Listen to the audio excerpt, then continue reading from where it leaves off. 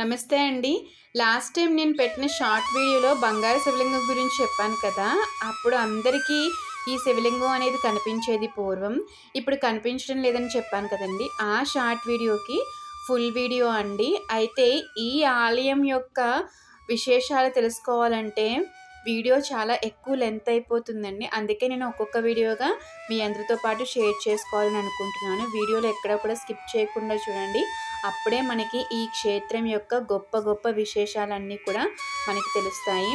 ముందుగా ఈ ఆలయం వెళ్ళాలి అంటే మనం ఆంధ్రప్రదేశ్లోని ఈస్ట్ గోదావరి జిల్లా రాజమండ్రి దగ్గర మండపేట సమీపంలోని ఏడిద గ్రామంలో ఉంది అండి ఈ క్షేత్రం. మీకు ముందుగా చూపించినట్టుగా 4 చెరువుల మధ్యలో ఉన్న ఈ ప్రాచీన శైవ క్షేత్రానికి మనం వెళ్ళాలి అంటే ఈ చెరువుల చుట్టూ తిరుగుతూ ఇలా లోపలికి వెళ్ళాలన్నమాట. అలా వెళ్ళే సమయంలోనే మనకి ఒక అద్భుతమైన ఆధ్యాత్మిక అనుభూతి కలుగుతుంది. ఒకప్పుడు ఈ ప్రాంతమంతా కదంబ వృక్షాలతో నిండిన చిట్టడవిలా ఉండేదట. ఈ కదంబ వృక్షాలు అంటే పార్వతీదేవికి చాలా ఇష్టమటండి. భారతదేశంలో కూడా ఈ కదంబ వృక్షాలు చాలా రేర్‌గా కనిపిస్తాయంట.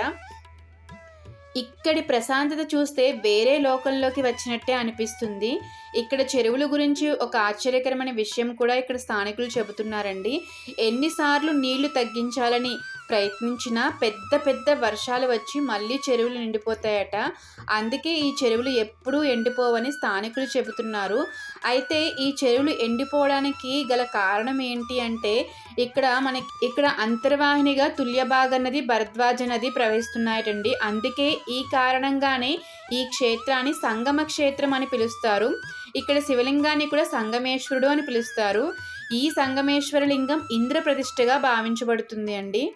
మరో విశేషం ఏమిటంటే శివలింగానికి చేసే అభిషేక జలాలు కూడా ఈ చెరువుల్లోకే చేరుతాయట. అందుకే ఈ నీళ్ళలో స్నానం చేస్తే గంగా స్నానం ఫలం వస్తుందని భక్తులు నమ్ముతున్నారు. ఇక్కడ ప్రజలు ఈ క్షేత్రాన్ని దక్షిణ కాశీ అని కూడా పిలుస్తారు. ఎందుకు అంటే ఆలయం పక్కనే పెద్ద కైలాస భూమి మనకి కాశీలో ఎలా ఉంటుందో అలా ఉంటుంది.